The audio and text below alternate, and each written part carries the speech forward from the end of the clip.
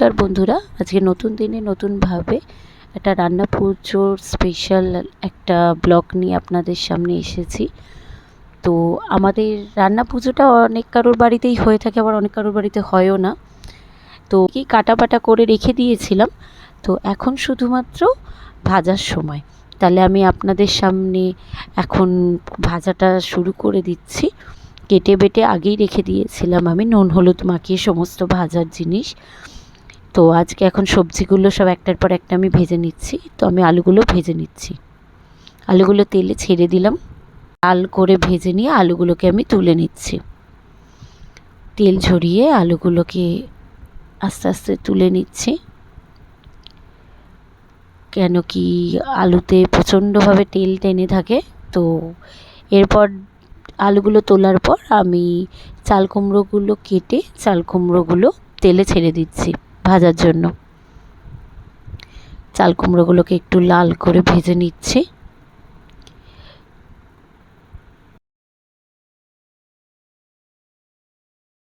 এবার আমি চাল কুমড়োগুলোকে তেল ঝরিয়ে তুলে নিচ্ছি।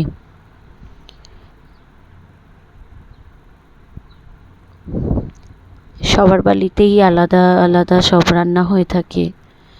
সবাই এই পুজোটাকে যাদের বাড়িতে আছে খুব মজা করেই পালন করে, খাওয়া দাওয়া সমস্ত কিছু। তো চাল কুমড়োগুলোকে আমি তেল ঝরিয়ে তুলে নিয়ে এবার কাঁকরোলগুলোকে ছেড়ে দিচ্ছি। সব কটাতেই আমি আগে থেকে কেটে নুন হলুদ মাখিয়ে রেখে দিয়েছি। গরম তেলে ভাজতে দিয়ে দিচ্ছি আমি। একটু ভাজা হয়ে গেলে দেখুন ভাজা হয়ে গেছে। এবার কাঁকরোলগুলোকে আমি তুলে নিচ্ছি তেল ঝরিয়ে। এবার কাঁচকলাগুলোকে কেটে আমি তেলেতে দিয়ে দিলাম ভাজার জন্য।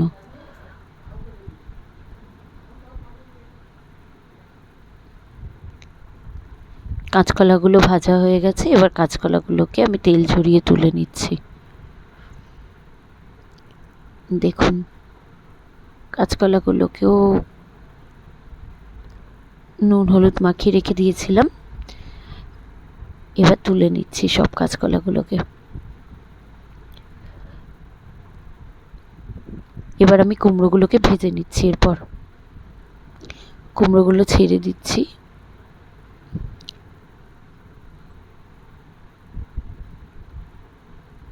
একটা একটা করে রান্না করতে করতে অনেকটাই সময় পেরিয়ে যায়, কেন কি কুমড়োগুলো ভাজা হয়ে গেছে, কেন কি অনেকগুলো রান্না হয়ে থাকে এই রান্না পুজোয়। পটলগুলোকে এবার ছেড়ে দিলাম আমি। পটলগুলো ভেজে নিচ্ছি, তেলে ছেড়ে দিয়ে এলাম। পটলগুলো দেখুন ভাজা হয়ে গেছে, পটলগুলোকে তুলে নিচ্ছি।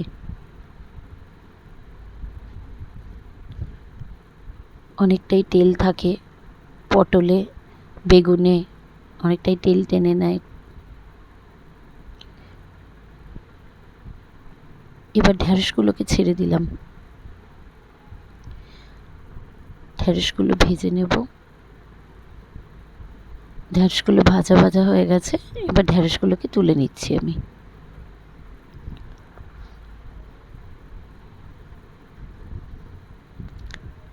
এবার বেগুনগুলো ভাজতে দিয়ে দিলাম। বেগুনগুলো ভাজা ভাজা হোক। বেগুনগুলো ভাজতে দিয়ে দিলাম। দেখুন বেগুনগুলো ভাজা হয়ে গেছে, বেগুনগুলোকে তুলে নিচ্ছি। বেগুনগুলো তুলে নিলাম আমি। এবার দেখুন চাটনি করার জন্য তেলেতে একটা তেজপাতা, একটু সর্ষে,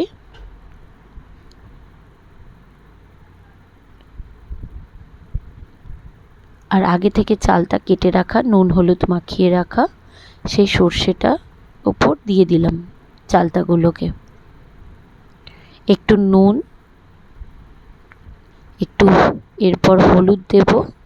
হলুদ দিয়ে একটু নাড়িয়ে নিলাম।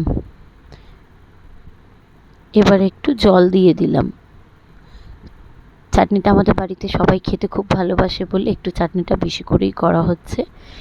এরপরে আখের গুড় আর চিনি দিয়ে ওটাকে নাড়িয়ে নামিয়ে নিলাম। এবার ডাল চচ্চড়িটা করবার জন্য তেলের মধ্যে তেজপাতা, দুটো শুকনো লঙ্কা, একটু কাশ্মীরি লঙ্কা গুঁড়ো, একটু হলুদ, একটু গোটা জিরে, একটু নুন দিয়ে আমি একটু নেড়ে নিলাম গরম তেলে। মুসুর ডালটা আমি আগেই জলে ভিজিয়ে রেখে দিয়েছিলাম, তারপরে জল ঝরিয়ে আমি মুসুর ডালটাকে দিয়ে দিলাম কড়ার ওপর। একটু নাড়িয়ে নিচ্ছি কড়াটার ওপরে মুসুর ডালটাকে। মুসুর ডালটা নাড়িয়ে নিয়ে একটু এরপরে জল ঢেলে দিলাম। জল দিয়ে এটাকে সেদ্ধ করতে দেব যতক্ষণ না ডালগুলো একটু ভেঙে যাচ্ছে। এবার আর একটা কড়াইয়ে আমি তেল দিয়ে একটু নারকোল কুচিয়ে রেখেছিলাম, সেটা নুন দিয়ে নারকোলগুলো ভেজে আবার ডালটার মধ্যে একটু আখের গুড় আর নুন দিয়ে আমি নাড়িয়ে নিচ্ছি। আর যে ভাজা নারকোলগুলো ভেজে রেখেছিলাম তেলের মধ্যে, সে নারকোলগুলো দিলাম। আর কুচনো কিছু নারকোল আমার করা ছিল, কুচনো নারকোলগুলো ওপর দিয়ে আরেকবার দিয়ে দিলাম। দিয়ে ডালটাকে ভালো করে নাড়ালাম, ভালো করে একটু নাড়িয়ে নিলাম। কড়াইয়ে তেল দিয়ে কুচনো নারকোল কাটা ছিল সেটাকে নুন হলুদ মাখিয়ে আমি নারকোলগুলোকে দিয়ে দিয়েছি কড়াই। এবার ভাজা হয়ে গেছে নারকোলগুলোকে আমি আস্তে আস্তে তেল ঝরিয়ে নারকোলগুলোকে তুলে নিচ্ছি। তেল নিলাম, নিয়ে গরম তেলে মাছগুলো ভাজতে দিলাম।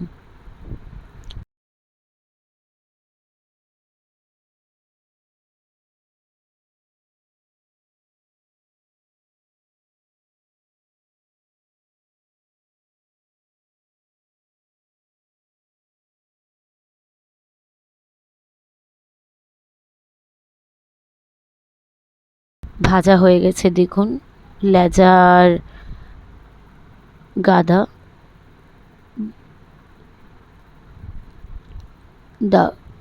লেজা তুলে নিলাম আমি, সব মাছ ভাজা হয়ে গেছে। এইবার যে বড়ার কথা আমি বলছিলাম আউশ চাল দিয়ে আমাদের তৈরি হয়, সেটা হচ্ছে আউশ চাল, নারকেল, কাঁঠালি কলা আর খেজুরের গুড় একটা একটা একটা করে